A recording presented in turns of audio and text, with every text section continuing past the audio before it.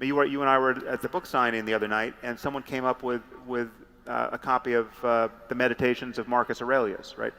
A fantastic book. I mean, there's so much wisdom in that book, right? And there's nothing about stoning a girl to death if she's not a virgin on her wedding day.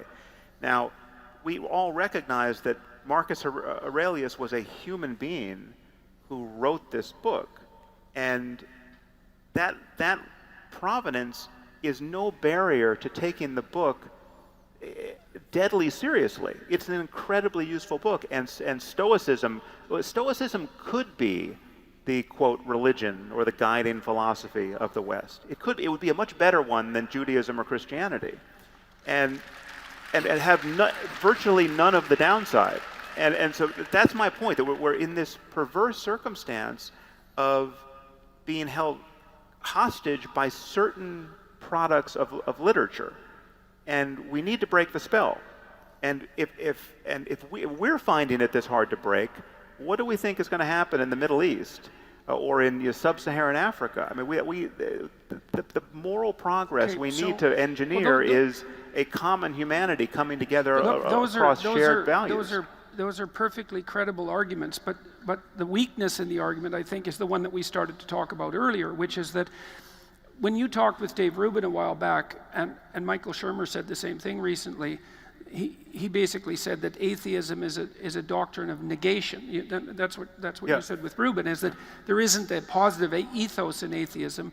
All it says is that there's nothing personified transcendent. It's something like that. There is no God, and so the problem with the atheistic perspective, it's not even the assertion that there is no God. It's just that it's a failure to be convinced by any of the gods on offer. It's just like not believing in Zeus. Fine, and it's not like it's a weak. It's not like it's a weak argument. I mean, I'm perfectly aware that making a deistic case or a case for religion in the face of the claims of the rationalist atheists is perhaps, well, it's a very, very difficult thing to manage. But it is also the case that, and this is where I think we differ with regards to what happened, say, in the Soviet Union and perhaps to also in Nazi Germany, is that when your doctrine demolishes the let's call it the literary or fictional substructure and leaves nothing behind, an ethos needs to be provided, because something will rush in to fill the void.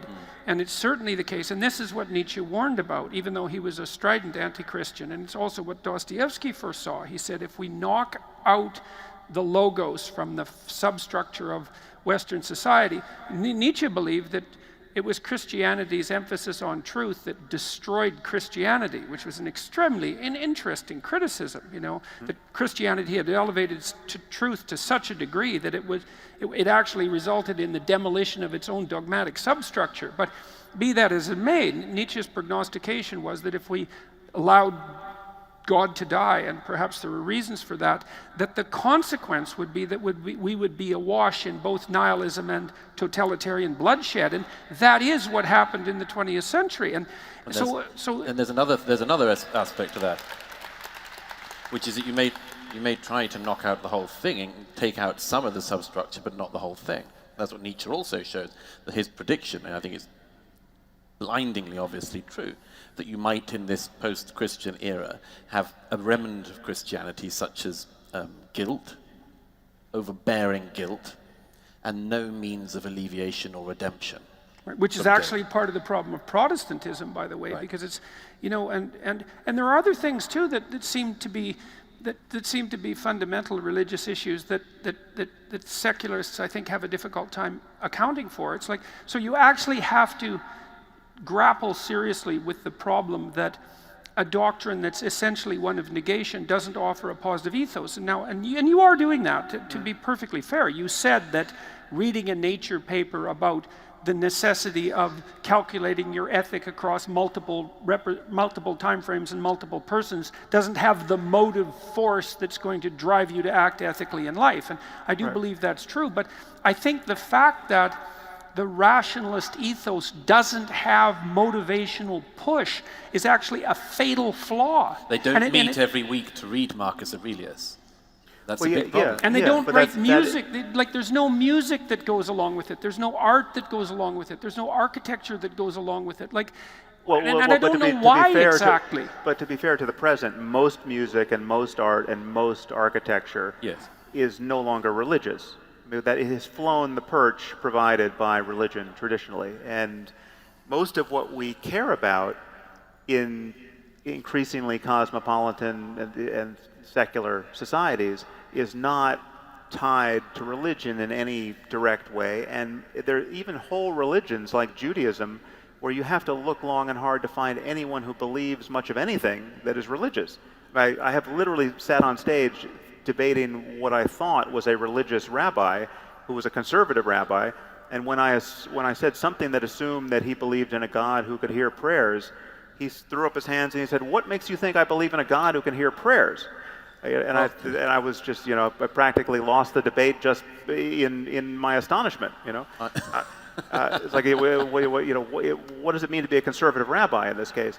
There are religions that have made that transition to an increasingly attenuated commitment to the truth of the doctrine, and there are religions who haven't moved an inch, right? And but I think we have to acknowledge that this movement in this direction is progress, because what it actually is at bottom is increasing sensitivity to the difference between having good reasons and bad reasons for what you believe, right? And the fact that this book has been around forever is not a good reason.